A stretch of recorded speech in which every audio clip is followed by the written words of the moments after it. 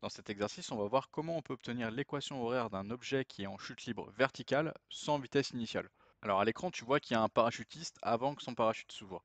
Alors attention, si jamais il est dans un avion qui est en déplacement, il n'aura pas vraiment aucune vitesse initiale. Il aura la vitesse initiale de l'avion qui se déplace horizontalement, donc il aura une vitesse horizontale initialement. Donc ça marche pas. Ça pourrait être par exemple quelqu'un qui saute d'un pont, qui s'élance dans le vide, en montagne par exemple, il y en a qui font ça.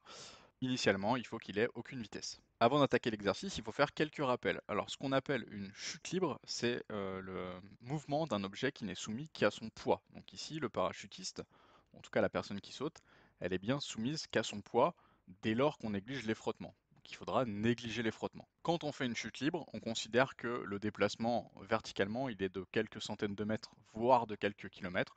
Donc on considère que l'intensité de la pesanteur, elle ne va pas varier, qu'elle va être fixe tout le long du déplacement. Une fois qu'on a rappelé tout ça, on peut passer à l'exercice qui va se résoudre en 3 étapes.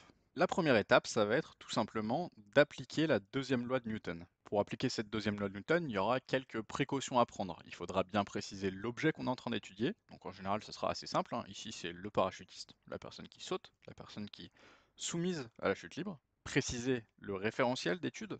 Donc en général, ce sera le référentiel terrestre et on va préciser qu'il est supposé galiléen, sinon ça marche pas. Et une fois qu'on a fait ça, on fait le bilan des forces qui est appliqué à l'objet. Pour rappel, puisqu'on est dans le cadre d'une chute libre, eh ben les forces, il n'y en aura qu'une seule, et ça sera le poids. Le poids, c'est toujours une force qui est dirigée vers le bas et qui est verticale. Pour appliquer la seconde loi de Newton, il faut également avoir un repère. Donc ici, on a une force qui est selon un seul axe, et on n'a qu'une seule force, donc on peut avoir un seul axe. Donc, par exemple, cet axe. Ça permettra de faire une projection de cette force sur l'axe Y.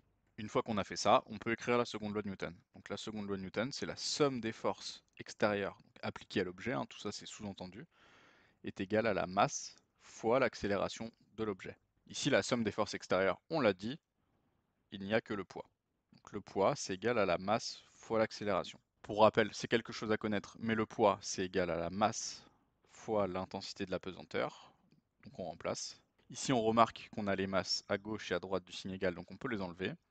Et on obtient que le vecteur accélération, c'est égal au vecteur intensité de la pesanteur. Une fois qu'on a fait ça, on peut faire une projection sur l'axe Y, et on obtient que AY, donc la composante du vecteur accélération selon l'axe Y, c'est égal à G. Attention, tu peux avoir des exercices qui ressemblent vraiment à celui-ci, qui partent pareil, mais où l'axe Y, au lieu d'être dirigé vers le bas, il sera dirigé vers le haut.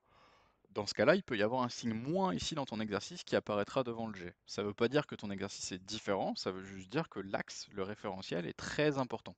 Et notamment, il faut faire attention, est-ce que mon axe Y il est dirigé dans le même sens que le vecteur G? Donc là, ici, c'est le cas puisque le vecteur G, il est comme ça, dirigé vers le bas. Ou est-ce que mon axe Y, il est dans le sens contraire du vecteur G? Dans ce cas-là, il y aura un signe moins ici qui apparaîtrait lors de ta projection.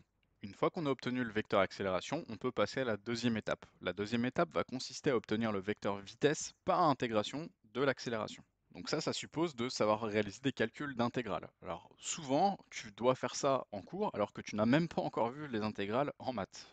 Et dans ce cas-là, pas de panique. La petite astuce, bah, c'est tout simplement de connaître les étapes par cœur, puisque bah, en général, tu auras vraiment tout le temps le même calcul à réaliser à cet endroit-là. Donc c'est parti, hein, on écrit que AY c'est égal à la dérivée du vecteur accélération selon l'axe Y par rapport au temps. Et ça implique que VY c'est égal à l'intégrale de AY.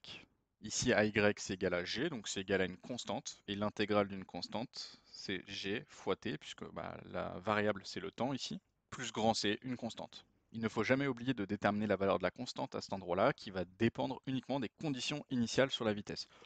Donc ici, la question à se poser, c'est initialement, est-ce que mon objet, lors de la chute libre, il avait une vitesse? Et si oui, quelle était la composante de la vitesse selon l'axe considéré? Donc ici, l'axe Y. Moi, je t'avais posé comme prérequis au départ que l'objet n'avait pas de vitesse initiale. Donc autrement dit, V0 est égal à 0. Ça implique que C est égal à 0. Donc autrement dit, Vy, c'est égal à GT. À cette étape-là, on a obtenu la valeur de la vitesse en fonction du temps. Et on va pouvoir passer à l'étape 3 qui va nécessiter d'obtenir la position en intégrant cette fois-ci la vitesse. Donc là, cette fois-ci, on a encore une intégration à réaliser. On doit réaliser l'intégration de GT. Donc ça, je te le disais tout à l'heure, en général, il ne faut pas inventer la poudre. Il faut vraiment repartir de ce que tu connais.